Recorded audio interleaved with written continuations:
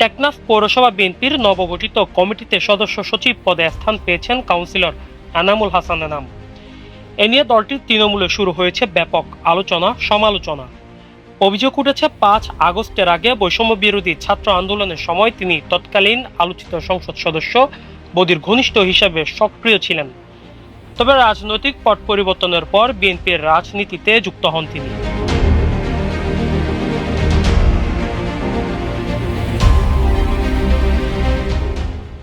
অভিযোগকারীদের দাবি, আওয়ামী লীগ সরকারের সময় বদির ঘনিষ্ঠ হওয়ায় এনামুল হাসান এনাম বিভিন্ন সুযোগ সুবিধা ভোগ করেছেন।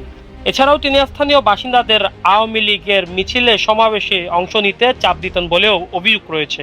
যারা তার আহ্বানে সাড়া দিতেন না তাদের মামলা ও বিভিন্ন ধরনের ভয়ভীতি দেখানো হতো বলেও অভিযোগ করেন স্থানীয়রা।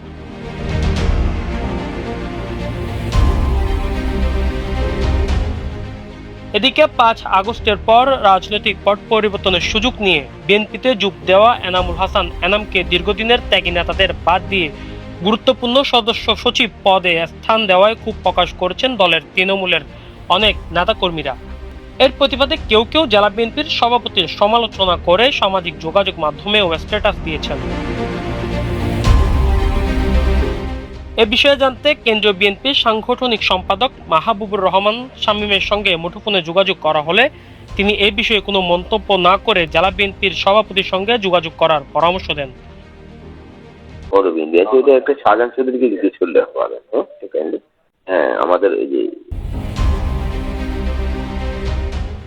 অন্যদিকে অভিযোগের বিষয়ে বক্তব্য জানতে জেলা বিএনপির সভাপতির সঙ্গে একাধিকবার মুঠোফোনে যোগাযোগের চেষ্টা করা হলেও তিনি কল রিসিভ করেননি।